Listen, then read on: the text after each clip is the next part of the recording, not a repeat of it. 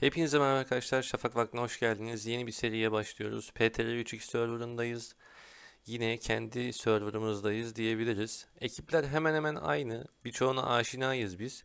Ekiplerden bahsedeceğim. Şöyle harita üzerinde görünümden bahsedeceğim. Daha sonra birazcık da hesabımızdan bahsedelim ve şöyle bir giriş yapmış olalım videoya. Yani bir seriye başlamış olacağız tekrardan. Normalde biliyorsunuz ben genellikle bunları pazartesi günleri çekiyorum ama bu 7. günündeyiz şu an server'ın. 7. gündeyken bir giriş videosu çekelim dedik. Sonra normal düzenimizde, normal saatimizde devam ederiz. Öncelikle Var Birliği'nden bahsedelim. Var Birliği'ni biz 2 server öncesinde tanıyoruz. Gayet sağlam ve iddialı bir ekip. Hatta şöyle Var Birliği öncesinde 4 sezon üst üste PTR'de WoW kuran ekip, yani PTR konusunda efsane bir ekibi aslında Var Birliği. Ama Padawan Birliği vardı. O oynadığım seriyi zaten kartlara koyarım. İzlersiniz siz de oradan. Padawan Var'ın egemenliğine son verdi. Hatta daha önceki serverda da Padawan'la Var arasında da bir yine çatışma olmuş. Onu biliyorum. Bunu daha doğrusu Padawan'ın içindeki adamlardan öğrenmiştim. Padawan sonra NA oldu biliyorsunuz. Geçen sezonu da geçen server'a da Var Birliği giriş yapmadı. NA'lar kazandı. Yani yine aynı ekip kazanmış oldu. Var'ın 300 diye de bir alt birliği var. Bu birlikte zombi başkanı geçen serverda zombi WoW'u almıştı. O şekilde gitmişlerdi. Biri ofans, biri defans gibi oynuyorlar bunlar. Kalabalık bir ekipler yani. God birlikleri var. God birliği geçen serverdan Buci diye bildiğimiz birliğin devamı şeklinde. Fakat daha gelişmiş ve geniş bir ekip. Onlar birazcık kara düzen toplama usulü gelmişlerdi. Burada God'lar Hades'in ekibini kurmasıyla birlikte 100 kişilik sağlam bir ekip olarak geldiler buraya. Onlar da iddialı oynayan ekiplerden bir tanesi. Alp Birliği var. Alp Birliği geçen server işte bizim birlikten çıkıp bize saldıranlar, ne bileyim Nea'nın içerisindeki Türk oyuncular, diğer serverlardan topladıkları ekip arkadaşları vesaire. Birkaç tane de yabancı oyuncu var yine, Hollandalı falan bayrağı görünce az buçuk hani tahmin edebiliyorum Nea'nın içinde oynayan yabancılar da orada var. Alpler de böyle iki birlik halinde bayağı kalabalık bir şekilde toplanmışlar. Toy birliklerini hiç tanımıyorum. Toy birliği rastgele toplanmış bir ekip olabilir. İki tane birlikleri var. Varla da savaş halindeler. Bu arada MNG birliği de MNH pardon MNH birliği de Var'la savaş halinde. Var'ın düşmanı da çok fazla yani. Eski serverlarda sürekli savaştıkları için dostu da düşmanı da çok fazla olan bir ekip. Alp'ten bahsettik, Toy'dan bahsettik. Bu 300 zaten dedik Var'ın ittifak birliği. SG var. SG birliği de Slovakya ekibi gibi görünüyor böyle. Tam olarak tanımıyorum dediğim gibi onları. Daha sonra SM birliği var. SM birliği bildiğimiz iki serverdır savaştığımız adamlar aslında. Padawan'da isimleri, sonra NA oldu isimleri. Burada da SM olmuş isimleri. Bu profildeki yazıdan bunlar böyle Star Wars hayranı zaten. Manyak gibi Star Wars nickleri falan hikayeleri anlatıyorlar sürekli olarak. SM birliği NA'nın aynısı. Bunlar hep böyle server'a zaten 20 kişiyle falan başlıyor. Bunlar 20 tane aslında iyi oynayan oyuncular. Daha sonrasında da işte yanlarına bir birliği çekiyorlar bir anda, veya kendilerinin gerçekten ekibini ikiye bölüp ilk başta göze batmamak için tutuyor olabilirler. Öyle bir ihtimal var. Ama SM birliği zaten iyi bir iddialı ekip olduğunu biz zaten biliyoruz bunun. Şöyle baktığınız zaman zaten ilk dördün üçü SM'den oluşuyor. Yani gerçekten çok fazla altınla vesaire oynayan oyuncular. ELM birliği var burada. Bu da bir Türk birlik kurucusunun olduğu bir ekip ama toplama olduğunu düşünüyorum. Çünkü her milletten her yerden farklı farklı oyuncular var içerisinde. Bana God Birliği'nin lideri dedi ki niye bu kadar kalabalık geldiniz? Bu kadar fazla Türk oyuncunun olmasını beklemiyorduk filan. Hani bizim bütün Türklerin anlaşarak geldiğini düşünüyor. Halbuki biz sadece Raven Birliği olarak geldik ve 60 kişiyiz. Burada kemik bir kadro oluşturduk. Geçen server sonunda ben bahsetmiştim seri sonunda. Daha fazla insan almayacağımızı. 60 kişilik bir ekiple başladık biz oyuna. Biz bu şekilde ilerleyeceğiz yani. Daha sonrasında bir bakarız duruma göre şekilleniriz biz de. Diğer Türk birlikleriyle bir alakamız yok aslına bakarsanız. Şimdi şöyle haritayı biraz renklendirdim sizin için. Renkler bir şey ifade etmiyor. Sadece birliklerin yerini göstermek için açtım böyle. Var birlikleri geçen sefer de eksi eksi tarafındaydı. Yine oradalar.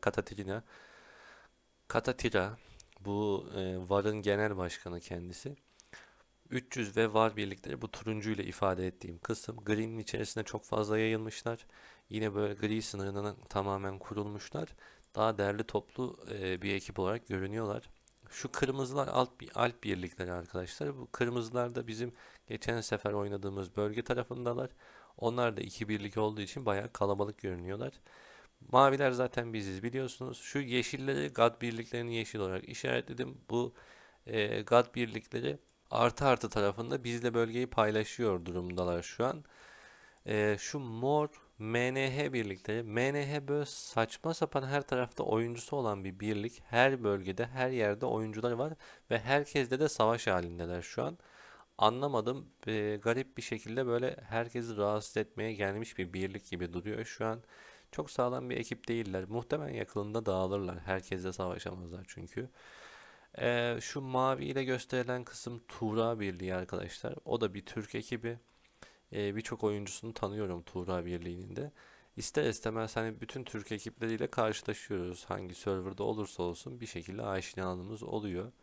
Şu sarıyla işaretlediğim kısım toy birlikleri. Bunlar da biraz hem eksi eksi de varlar hem eksi artı bölgesinde varlar. Biraz dağınık şekilde bunlar da oluşturmuş durumda.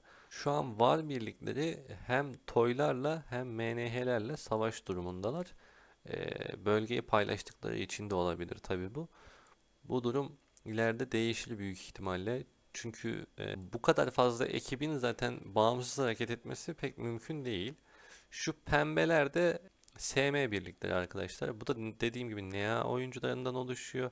Bir ihtimal Alplerle bunlar ortak oyunculardan dolayı birlikte girmiş olabilirler. Arkadaş olarak girmiş olabilirler. Bunlar da her bölgede varlar. Zaten çok fazla insan yok içlerinde. Böyle 20 kişiler ama her bölgeye dağılmış durumdalar. Genellikle zaten o şekilde gelişir onlar. Vaha yağması, şu bu. Dediğim gibi bol bol para döken bir ekip. SM var, GAT ve Alp birlikleri. Bunlar şu an benim gördüğüm büyük ekipler arasında. Yani WoW yarışı burada eğer ileride bir ittifak durumu muhakkak olacaktır ama söz konusu olmazsa burada 3-4 başlı bir WoW yarışı izleyebiliriz. Bizim için de keyifli olur. Biz WoW konusuna hiç girmeyeceğiz burada çünkü WoW hakikaten yoruyor insanı ve baktığınız zaman işte askerinizi saklamanız gerekiyor, defansınızı kestirmemeniz gerekiyor, şu bu derken biz burada eğer WoW alırsak da bu tamamen farklı bir yolla, yöntemle olur. Şimdilik onlar dursun. Zaten çok uzak bir dönemdeler. WoW konusuna hiç girmeyelim. Geri kalan zaman diliminde de şöyle baktığınız zaman biz burada gayet iyi savaşlar vermeyi düşünüyoruz. Ekibime de güveniyorum her zamanki gibi. Geçen sefer bütün serverla savaşan bir ekip bu sonuçta burada var. Onun dışında kendi hesabımıza gelecek olursak griye bir köy attık. Şimdi ilk çıkış köyüm şurada. Çıkış köyüm çok iyi bir noktaya denk geldi. Etrafında yani bir 20-25 defa respawn attım. Yanında bir sürü tuğla vahası denk gelince hızlı bir giriş yaptık server'a. Hatta ilk haftayı 11. sırada bitirdim yağmada. Ve şu anda da biz yağmada 11. sıradayız. Böyle sürekli bir 10-11 bandında gidiyorum. Bu da mutlu olduğum bir taraf aslında. İlk hafta tabii gri atmanın dezavantajıyla biz daha hızlı ilerleyebilirdik. Şu an hem nüfus olarak hem de askeri durum olarak, yağma olarak istediğim noktada tam olarak değilim. Daha hızlı ilerleyebilirdik ama gri birazcık yavaşlattı bizi. Griye köy atmanın şöyle bir avantajı var. Bir eşsiz tılsımlara çok yakın oluyorsunuz. Attığımız nokta zaten tam olarak çıkacağı nokta. Muhtemelen bu köyümün etrafında çıkacak. Ama bu köye çökebilirler çünkü etrafta çok fazla var oyuncusu var. Şu an bizim kimle savaşacağımız, kimle ittifak yapacağımız da çok net belli değil.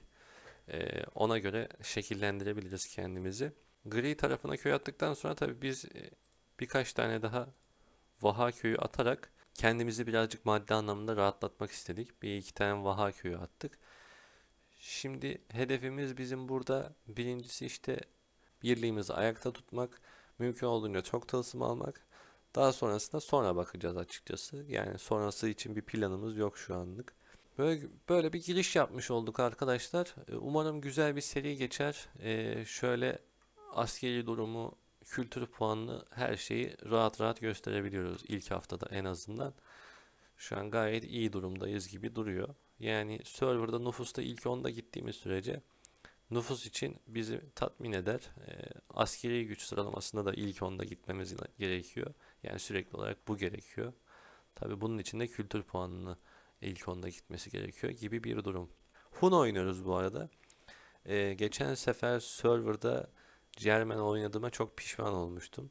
Yani bizim planımız tabii rahat bir oyun oynamakta, fakat hani dip dibe çok fazla düşman olduğu için biz Germen'le çok büyük sıkıntı çektik. Yani o Germen'in sonradan güçlenip de o mükemmel hani güçlü koçbaşı ordularını oluşturana kadar belli bir miktarda sıkıntı çekiyor. O safhayı biz çok sancılı atlattık. Burada Hun'la çok daha hızlı başlıyoruz.